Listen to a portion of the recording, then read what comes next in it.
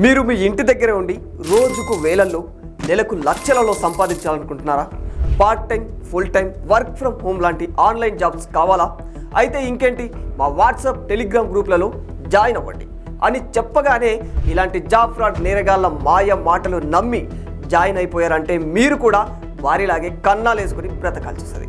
అసలే ఈ మధ్యకాలంలో సైబర్ నేరగాళ్ళు రెచ్చిపోతూ ఉన్నారు. కొత్త కొత్త పద్ధతులలో కొత్త మోసాలు చేస్తూ ఉన్నారు.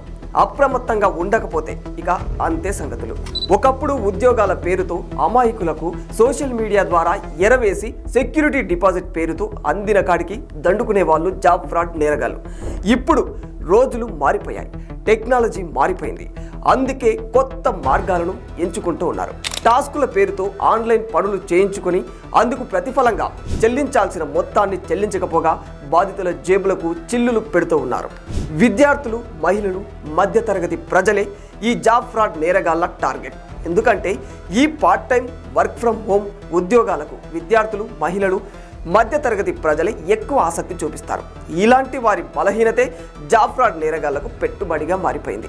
అందుకే అలాంటి అమాయకులనే తమ మోసాలకు ఎంచుకుంటున్నారు, కాల్స్ చేస్తున్నారు, వాట్సాప్, టెలిగ్రామ్ గ్రూపుల్లోకి ఆహ్వానిస్తున్నారు. మరి వీళ్ళకి మన మొబైల్ నెంబర్స్ ఎలా తెలుస్తాయని మీరు అనుకోవచ్చు. అయితే ఉద్యోగ అవకాశం కోసం మన వివరాలను జాబ్ పోర్టల్స్లో అప్లోడ్ చేస్తాం. ఇంకా ఏదైనా షాపింగ్కి వెళ్ళినప్పుడు రివ్యూలు, రేటింగ్స్ ఇస్తే డబ్బులు ఇస్తామని ఆశ చూపి వినియోగదారుల ప్రమేయం లేకుండానే హోటళ్ళు, రెస్టారెంట్లు, ఆన్లైన్ షాపింగ్ సంస్థలు ప్రజల డీటెయిల్స్ మొత్తాన్ని సేకరిస్తాయి. ఈ ఏజెన్సీల దగ్గర నుంచి నేరగాళ్ళు ప్రజల డీటెయిల్స్ని కొంటారు.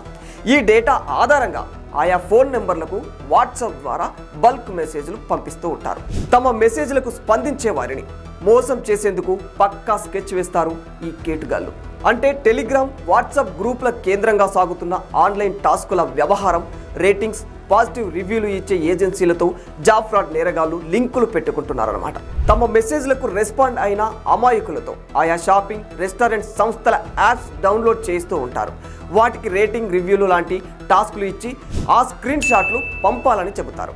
అలా తొలి టాస్క్ పూర్తి చేసిన వారికి 240 250 వెంటనే బదిలీ చేసేస్తూ ఉంటారు. ఆ తర్వాత అసలు కథ మొదలవుతూ ఉంటుంది. బాధితులతో ప్రత్యేకంగా డిజైన్ చేసిన వర్చువల్ యాప్స్ని డౌన్లోడ్ చేయిస్తారు. ఎప్పటికప్పుడు నగదు బదిలీ చేస్తే రిజర్వ్ బ్యాంకు నుంచి ఇబ్బందులు వస్తాయని, అందువల్ల ఆ మొత్తాన్ని యాప్స్లలో జమ చేస్తామని నమ్మిస్తూ ఉంటారు. మొత్తం 2 లక్షల రూపాయలు దాటాకే డ్రా చేసుకోవడానికి వీలవుతుందని నమ్మిస్తారు.